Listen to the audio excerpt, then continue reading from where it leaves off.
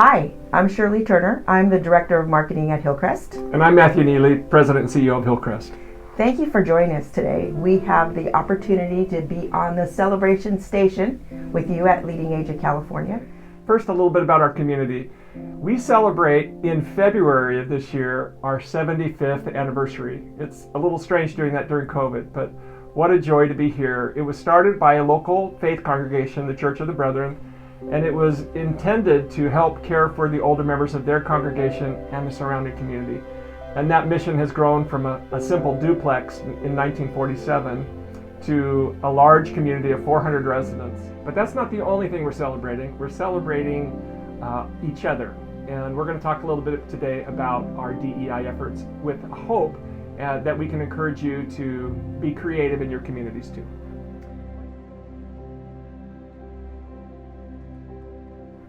One of the interesting things about our DEI program here at Hillcrest is the residents that live here that are involved deeply and actually are leading this, which makes it take traction, which gives it success. But what I'd like to talk about is how it actually started here, which was very organic. And maybe I could just share that story a little bit. It really happened as a result of the George Floyd incident. When that came out in the news, there was a great rush across our nation and a great public outcry. One of our residents, who's African American, was deeply hurt because of that incident and felt like she was transported back into the 1960s. And she called me on the telephone and shared her story of how she felt about that incident, saying that she was watching the news and felt that it could have been her son or her nephew or someone she loved. And so I began thinking about her experience and felt that something needed to be done. So I met with the leadership team, and it included you, Shirley, you might remember. I do. And we came out with a statement on behalf of Hillcrest. It was a statement that told everybody of our position that we were going to be unapologetic about standing against racism in our community. And then we invited others to join us in that stand.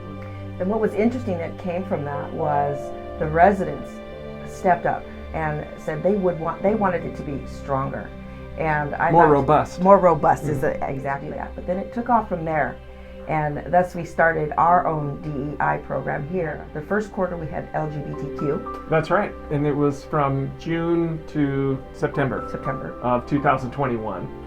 And with that, it was a special room that we have allocated. It used to be called the Fireside Lounge at Hillcrest, but we changed the name of it to become the Hillcrest Welcome Room. And in the Welcome Room, in each of these quarters, so for 3 months, we have a special exhibit that includes pictures, artifacts, stories, highlighting different cultures that exist here at Hillcrest. And it was really interesting starting with LGBTQ+, because many of our residents were completely comfortable, but some were not. And it was interesting to see the initial reaction and how that initial reaction changed over time. We not only presented this room, but we talked about it in public forums. We had programs about the LGBTQ+ population. And some of the people who expressed concern at the very beginning later came back and said, "I'm so grateful for that, and I can support this." And it was a transition culturally for us, and was a great first step in our community, don't you think? It's absolutely amazing to see, as Matthew says, to change minds, you have to change hearts first. And this room is a place that you can visit and know who your neighbors are. Some of their neighbors were part of the LGBTQ+ community, and some residents here. And it just gave people an opportunity to grow. And in growth there is some pain. Shared the Judaism exhibit. We specifically have asked for each of these exhibits that people who are part of the highlighted community help in the planning and organizing of the welcome room. And so especially during the first and the second visit was the Judaism. We have a few Jewish residents at Hillcrest, and they're part of the planning, and we used their artifacts and their art and their family pictures, being married under a canopy, having the Sabbath candles, and many of the traditions and books And it was very sweet for them, and we have verbally heard from the people who helped say that they felt honored and that this was the first time that they felt so recognized and affirmed in our community. Our current quarter, which is African American, obviously positioned for February, which is honoring Black History Month. And we did the same thing there. We are honoring those who are of that community, of that culture, that are part of that particular room. So it's authentic, it's real. What you're seeing is coming from people who have lived that walk. I happen to be part of the current room and work with some of the residents that lived in a time that I did not live and have reaped the successes of some of the civil rights endeavors in the 1960s. We also have a gallery, Hillcrest Gallery upstairs, which is headed by a resident, Barbara Smythe, and it is also featuring African American heroes. But I'll let you talk. It's a beautiful exhibit. We have one of our residents. In fact, it was the same resident that called me that in that other story I shared. Her son teaches art, advanced art at one of the local high schools, which is in an area that's primarily Hispanic and other minorities. And he invited his advanced art class to select an African American leader that they believed had a great influence on them. And so they went through and selected one person from the African American community that touched their lives, and they wrote a story about them, and then they drew that in an 11 by 14 pencil drawing. And those pictures are hung in our gallery, 16 of them from these high school students. And right beneath these beautifully framed pictures are the stories that they have written about the African American influence in their own. So 3 things that I'd like to share that I believe that is helping our welcome room take traction is first the leadership. The leadership has got to pave the way and believe in it. So that is key. The residents of your communities really have to be part of it. And the third piece is the heart of it. It shows through. And as we move on to different cultures, I believe this room is just going to grow. It's going to get better. I believe it's great now, but it's going to get better. And it's amazing to see Hillcrest here, our 75th year. We've come a long way about educating our residents about other cultures and staff for that matter. Yes, I think most of the communities have a very diverse workforce, but not all the resident populations are as diverse as the staff. I'll share just a couple thoughts to encourage you, especially the leaders, and I'm talking not just to the CEOs, but anyone who has this in their heart. One of the things that has influenced me and my desires was a talk that was given by Oprah Winfrey at Spelman College back in 2012 at the commencement exercises. And I actually wrote down her words. I want to share them. And I do this as an invitation for all of us. She said, "For many years, I was really just happy to be on TV.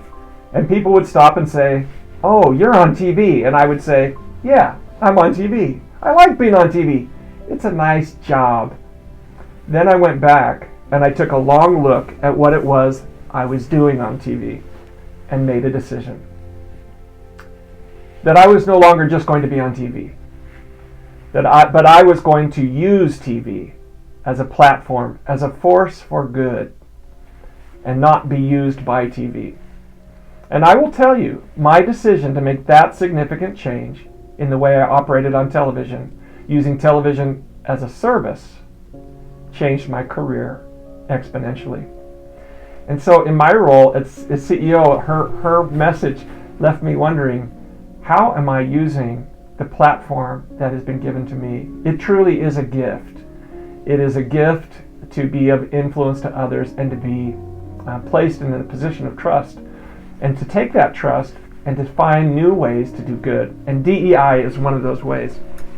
One of the things that has brought me great joy is to see the great interest and involvement of residents, staff, leadership, among like Shirley and many others who have taken a great leadership role and are really changing hearts in this community, which we believe will help us become. But we're not doing that so that we can get new residents. We're not doing that to attract staff. We're doing it because it's the right thing, and we want to do it. And I think that has given us power. When we began, people were so excited about the LGBTQ plus exhibit that we talked about how far we should go at having signage around our community. And for some of the ideas were not comfortable. And there's a balance that you'll need to have as you roll these things out. You'll need to think about the people who will support it and the people who may not be ready to just receive it fully. And as you think about your intent to change hearts, the latter group is the one we're trying to touch. Not to coerce them, not to inculcate something in them that's against their will, but to invite them. So these educational opportunities have given people to self-select and to go in and to ponder and change hearts. We don't need to push. We need to take each other by the hand and do this wonderful work of diversity, equity, and inclusion, which is really it's not about separation or segregation. It's about clarity so we can become one.